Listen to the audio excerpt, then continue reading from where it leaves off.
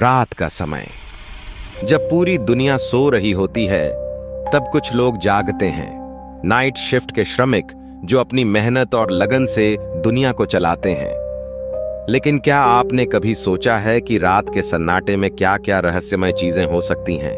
यह कहानी एक फैक्ट्री में काम करने वाले श्रमिकों की है, जहां एक के बाद एक अजीब घटनाएं होने लगती हैं। शहर के बाहरी इलाके में एक पुरानी फैक्ट्री थी। यह फैक्ट्री दिन में सामान्य लगती थी, लेकिन रात के वक्त यहां कुछ और ही माहौल बन जाता था। रात की शिफ्ट में काम करने वाले श्रमिक अक्सर शिकायत करते कि उन्हें फैक्ट्री में अजीब आवाजें सुनाई देती हैं। सर, लगता है जैसे कोई हमें देख रहा हो, रमेश ने कहा, जो फैक्ट्री में पिछले 3 साल से काम कर रहा था। यह सिर्फ तुम्हारा वहम है, चलो काम पर ध्यान दो, सुपरवाइजर मोहन ने जवाब दिया। लेकिन रमेश का शक बढ़ता जा रहा था। हर रात उसे महसूस होता कि फैक्ट्री में सिर्फ वो और उसके साथी ही नहीं, कोई और भी है। एक रात जब बिजली चली गई, फैक्ट्री में अजीब घटनाएं शुरू हो गईं। मशीनें अपने आप चालू हो जाती थीं, दीवारों पर अजीब छायाएं नजर आती थीं, श्रमिकों को अपने नाम की फुसफुसाहट सुनाई देती थी। रमेश ने अपने साथी श्रमिकों को यह बात बताई। मुझे यकीन है यहां कुछ गलत है, लेकिन सभी ने इसे मजाक में टाल दिया। एक रात रमेश और उसके दोस्त अरुण ने फैक्ट्री की छानबीन करने का फैसला किया। उन्होंने अपनी टॉर्च ली और उन कमरों में गए जो सालों से बंद थे। फैक्ट्री का एक कमरा हमेशा बंद रहता था। श्रमिकों को बताया गया था कि यह कमरा खतरनाक है और इसमें जाना मना है। लेकिन उस रात रमेश और अरुण ने उस दरवाजे को खोलने की कोशिश की। जैसे ही उन्होंने दरवाजा खोला, ठंडी हवा का झोंका उनके चेहरे से टकराया। कमरे के अंदर एक पुराना बॉक्स रखा था। उस बॉक्स पर अजीब से चिन्ह बने हुए थे। रमेश ने उसे खोलने की कोशिश की। रुको, इसे खोलना सुरक्षित नहीं है, अरुण ने कहा। हमें सच जानना होगा, रमेश ने जवाब दिया। जैसे ही उन्होंने बॉक्स खोला, एक पुरानी डायरी और कुछ तस्वीरें मिली। डायरी में लिखा था, यह फैक्ट्री श्रापित है, जो भी यहां रात के समय रहेगा उसे समय के बंधन से मुक्त कर दिया जाएगा, लेकिन उसकी आत्मा कभी आजाद नहीं होगी। डायरी से पता चला कि फैक्ट्री का मालिक राजा साहब ने यहां सालों पहले कई निर्दोष मजदूरों की बलि दी थी। उन मजदूरों की आत्माएं अभी भी फैक्ट्री में भटक रही थीं। रमेश और अरुण ने जैसे ही यह पढ़ा, उनके आसपास का माहौल और डरावना हो गया। कमरे की दीवारों पर खून के निशान उभर आए। अब रमेश और अरुण को समझ आ गया था कि फैक्ट्री में जो भी रहस्यमय घटनाएं हो रही थीं, वो उन्हीं आत्माओं की वजह से थीं। हमें इन आत्माओं को मुक्त करना होगा, रमेश ने कहा। लेकिन कैसे? अरुण ने डरते हुए पूछा। डायरी में लिखा था कि फैक्ट्री के नीचे एक गुप्त सुरंग है। उस सुरंग में राजा साहब का खजाना छुपा हुआ है। आत्माएं तभी मुक्त होंगी जब खजाने को सही जगह पहुंचाया जाएगा। राजाई। रमेश और अरुण ने सुरंग की खोज शुरू की। फैक्ट्री की जमीन के नीचे एक दरवाजा मिला जो सुरंग की ओर जाता था। जैसे ही वे अंदर गए, उन्हें राजा साहब की आत्मा दिखाई दी। वह गुस्से में चिल्ला रही थी, यह खजाना मेरा है, इसे छूने की हिम्मत मत करना। रमेश ने अपनी पूरी हिम्मत जुटाकर राजा साहब का सामना किया। उसने खजाने को उठाया और उसे उस स्थान पर ले गया जहां डायरी में बताया गया था। जैसे ही रमेश ने खजाना सही जगह पर रखा, फैक्ट्री में एक तेज रोशनी फैल गई।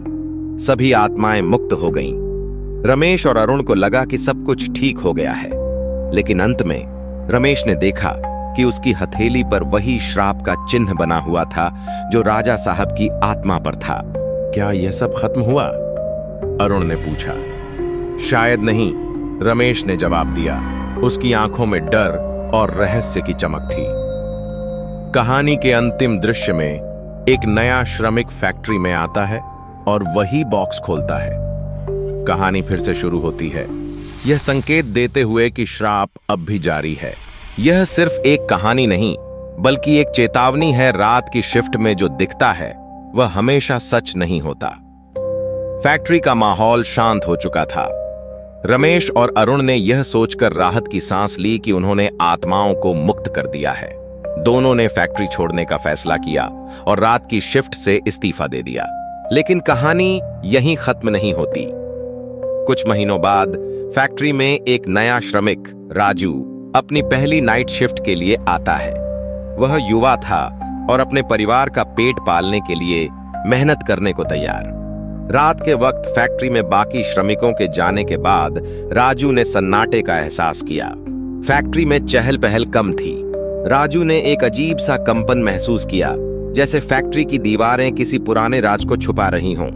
उसने अपने काम के दौरान एक अंधेरे कोने में एक पुराना बॉक्स देखा। यह वही बॉक्स था जिसे रमेश और अरुण ने खोजा था। राजू को उस बॉक्स के पास जाने का उत्सुकता भरा खिंचाव महसूस हुआ। राजू ने बॉक्स के ऊपर जमी धूल हटाई और उसके अजीब से चिन्हों को गौर से देखा। उसकी उत्सुकता बढ़ती गई। शायद इसमें कुछ कीमती सामान हो, उसने सोचा। उसने बॉक्स को खोलने के लिए अपनी पूरी ताकत लगाई। जैसे ही उसने बॉक्स खोला, एक ठंडी हवा का झोंका पूरे कमरे में फैल गया। बॉक्स के अंदर वही पुरानी डायरी और कुछ धुंधली तस्वीरें थीं। राजू ने डायरी उठाई और उसे पढ़ना शुरू किया। जैसे ही उसने पहला पन्ना पलटा, फैक्ट्री की लाइट्स झपकने लगीं, दीवारों पर छायाएं उभरने लगीं और हवा में फुसफुसाहट सुनाई दी। श्राप अभी खत्म नहीं हुआ, यह कभी खत्म नहीं होगा। डर के मारे राजू ने डायरी को वापस बॉक्स में रखने की कोशिश की, लेकिन अब बहुत देर हो चुकी थी। उसने महसूस किया कि बॉक्स से निकली कोई अदृश्य शक्ति उसे अपनी ओर खींच रही है। फैक्ट्री में मशीनें अपने आप चलने लगीं। फर्श पर पड़ी धातु की चादरें जोर से बजने लगीं। राजू ने चीखते हुए मदद के लिए पुकारा, लेकिन उसकी आवाज फैक्ट्री के शोर में डूब गई। कहानी के अंतिम दृश्य में बॉक्स के ऊपर एक नया संदेश लिखा दिखाई देता है, जो इसे छुएगा वह समय के श्राप का हिस्सा बन जाएगा। और फिर स्क्रीन काली हो जाती है। एक आखिरी फुसफुसाहट सुनाई देती है। यह सिर्फ एक शुरुआत है। फैक्ट्री में अजीब घटनाओं का सिलसिला खत्म होता नहीं दिख रहा था। रमेश और अरुण ने राजा साहब के खजाने को सही स्थान पर पहुंचाकर आत्माओं को मुक्त कर दिया था, लेकिन उन्हें यह एहसास नहीं था कि श्राप पूरी तरह से समाप्त नहीं हुआ था। आत्माओं की मुक्ति के बाद फैक्ट्री का माहौल सामान्य लगने लगा। रमेश और अरुण ने अपने परिवार के लिए फैक्ट्री छोड़ने का फैसला किया। अब सब ठीक हो गया है, हमें अपनी जिंदगी नए सिरे से शुरू करनी चाहिए, रमेश ने कहा। अरुण सहमत था, लेकिन जाते वक्त दोनों के मन में एक अजीब बेचैनी थी। फैक्ट्री से दूर होते ही उन्हें लगा कि एक अदृश्य शक्ति अब भी उन्हें देख रही है। फैक्ट्री में श्रमिक वापस अपने काम पर लौट आए। दिन की शिफ्ट में सब कुछ सामान्य था, लेकिन रात की शिफ्ट में श्रमिकों ने फिर से अजीब आवाजें सुननी शुरू कर दी। नए श्रमिकों ने महसूस किया कि फैक्ट्री की रात की शिफ्ट में अजीब घटनाएं हो रही हैं। मशीनें अपने आप चालू हो जाती थीं और अंधेरे कोनों से फुसफुसाहटें सुनाई देती थीं। कई बार श्रमिकों ने महसूस किया कि कोई अदृश्य शक्ति उन्हें देख रही है। एक रात जब श्रमिकों का एक छोटा समूह अपनी शिफ्ट कर रहा था, तभी उन्होंने पुरानी मशीनों के पास किसी की छाया देखी। छाया की आकृति बहुत डरावनी थी। एक श्रमिक ने साहस जुटाकर वहां जाने की कोशिश की, लेकिन जैसे ही वह करीब पहुंचा, वह चीखते हुए पीछे हट गया। वही पुराना श्रापित बॉक्स जिसे रमेश और अरुण ने बंद कर दिया था, अब भी फैक्ट्री के एक कोने में पड़ा था। श्रमिकों को नहीं पता था कि यह बॉक्स श्रापित है। एक दिन एक नया श्रमिक राजू उस बॉक्स के पास पहुंचा। राजू ने उत्सुकतावश बॉक्स को खोलने का प्रयास किया। जैसे ही उसने ढक्कन हटाया, एक ठंडी हवा का झोंका फैक्ट्री में फैल गया। बॉक्स के अंदर वही डायरी, तस्वीरें और अजीब प्रतीक मिले। बॉक्स के खुलने के साथ ही फैक्ट्री में डरावनी घटनाओं की गति बढ़ गई। मशीनें तेज आवाज में अपने आप चलने लगीं। दीवारों पर लाल रंग के निशान उभरने लगे और छायाएं बड़ी और भयावह होती गईं। एक रात सभी श्रमिकों ने फैक्ट्री छोड़ दी। अब फैक्ट्री वीरान हो गई थी, लेकिन वहां की ऊर्जा और डरावनी घटनाएं खत्म नहीं हुई थीं। कहानी के अंतिम चरण में राजा साहब की आत्मा फिर से प्रकट हुई। उनकी छवि अब और भी डरावनी थी।